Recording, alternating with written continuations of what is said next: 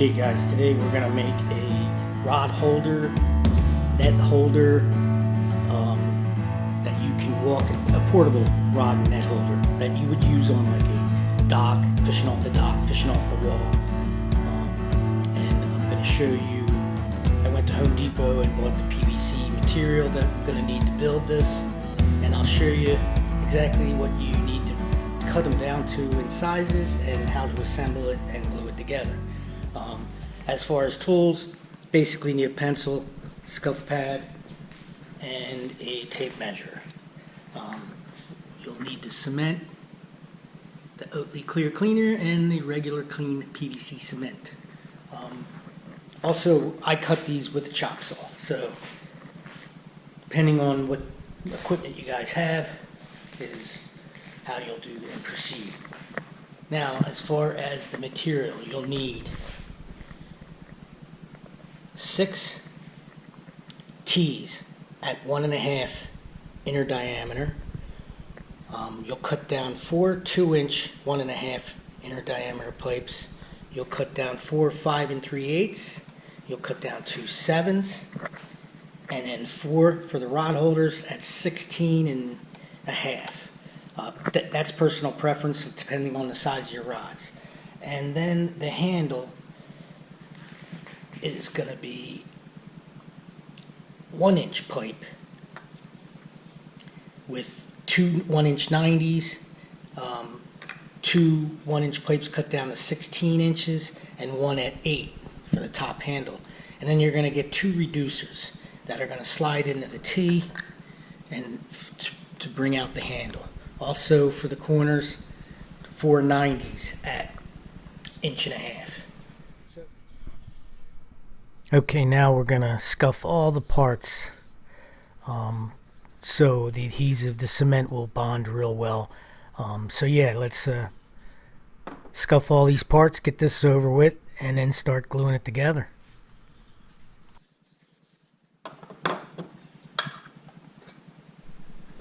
Okay, the first area I want to start gluing together is going to be the handle. It's the smaller pipe that's 1 inch in diameter. Yeah, let's build the handle, get this over with, and put it aside for now.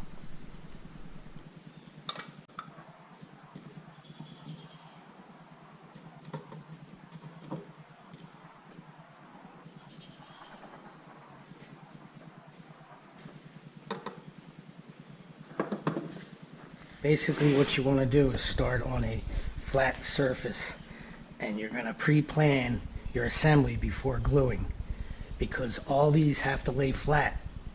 Once you glue it together, you can't change any angles, and you want your rods to be perfectly level standing up. Okay, here's one side of the rod holder assembled and glued. It's going to look like this standing up. I like to put all the letters and numbers to the bottom because I'm going to leave this white. I'm not going to paint it.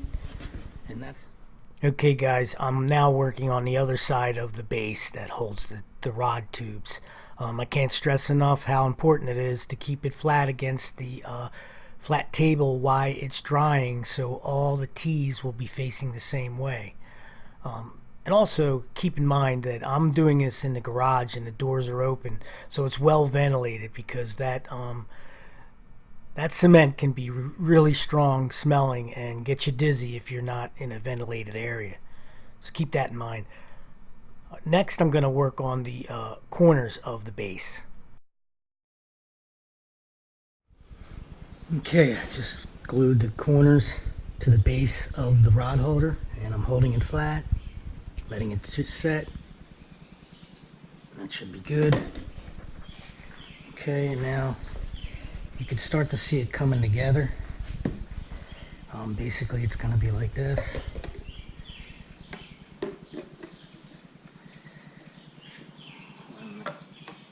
Now the object is to make sure when I glue these 4 together that these are going to stay parallel. Okay, so I'll show you how that's going to work out. Now I'm gluing the reducers from 1.5 inches to 1 inch into the center T, and I want to make sure the bond is going to be nice and strong, because this is the handle part that you'll be carrying around with your rods and everything, and your tackle maybe strapped to it also. So yeah, I squeezed it in there. I'm pushing it against the flat table so it's nice and tight. And I'll do this process to the other side as well.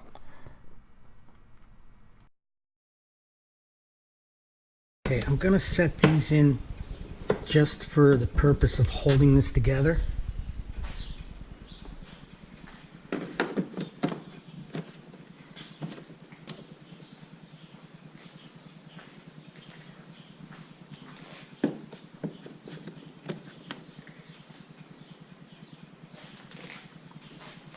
You may want to dry fit some of your poles in here, just so you like where it's going to be. Now, I already marked out. I'm going to show you that later. Now, that's the handle. And I want my rods to be straight, just like that. Okay.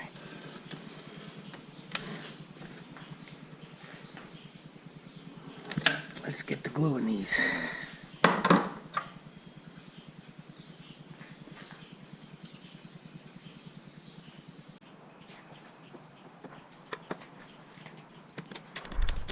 Push tight and hold down. Okay. That should do that. Now, I'm ready to put the ends on. Yeah, we're going to fast forward this portion of gluing the ends of the base together.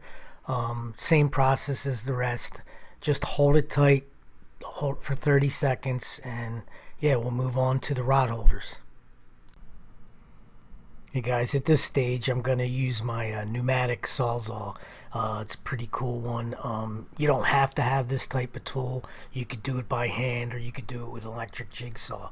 This one I happen to have from the trade I was in. It cuts PVC like butter, and it scrolls real nice, and it follows a fine line like you can see in the video now. Yeah, I'll do this to all 4 rod holders. After cutting this out, I'll use a sander and start sanding it. Now again, you don't have to have this type of tool. You can hand sand it, and it'll work just fine. All you're doing is just knocking off the burrs. Okay guys, now I am going to use some straps. So I want to cut this, drill the holes for the straps now before I do the torching and the gluing. So I want to find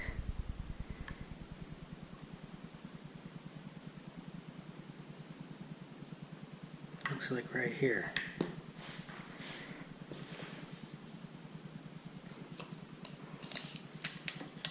So from the bottom I'll mark it at 5 1/4.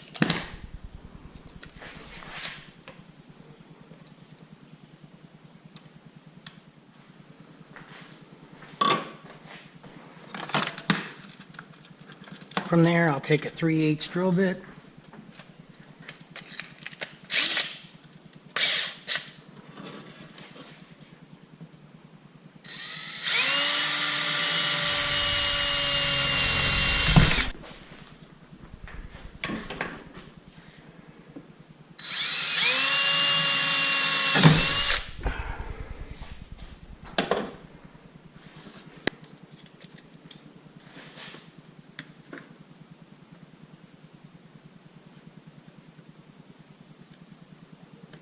Just deburr it.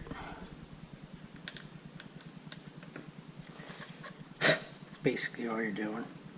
You have a choice of either the map or the heat gun. Either one. What we're going to do is we're going to heat the top of this up and flare it out.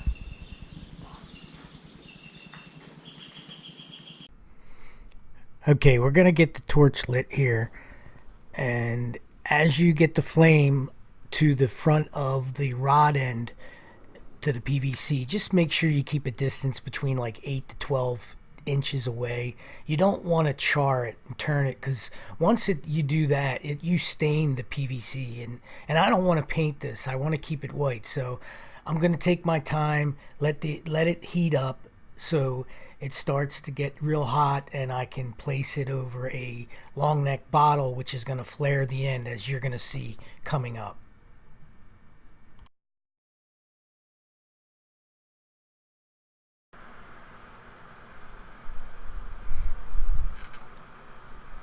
Okay, it's nice and hot now.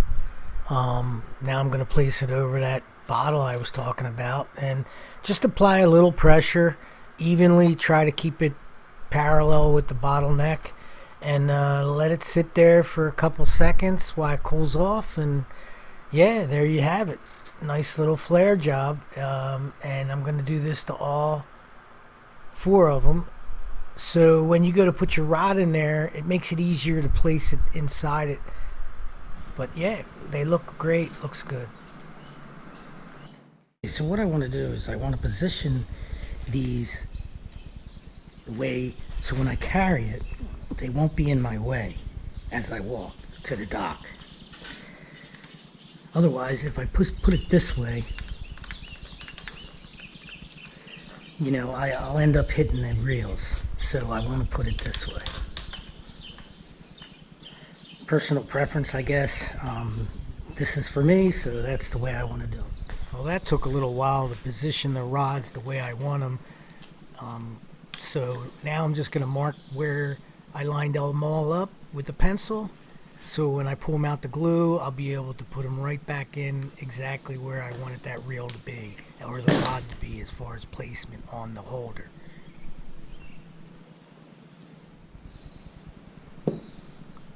Here I'm going to put the straps in for the final assembly.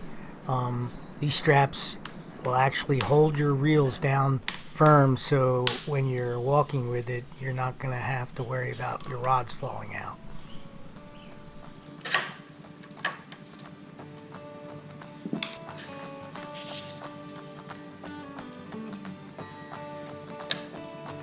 And that will strap your rod down. Lighter.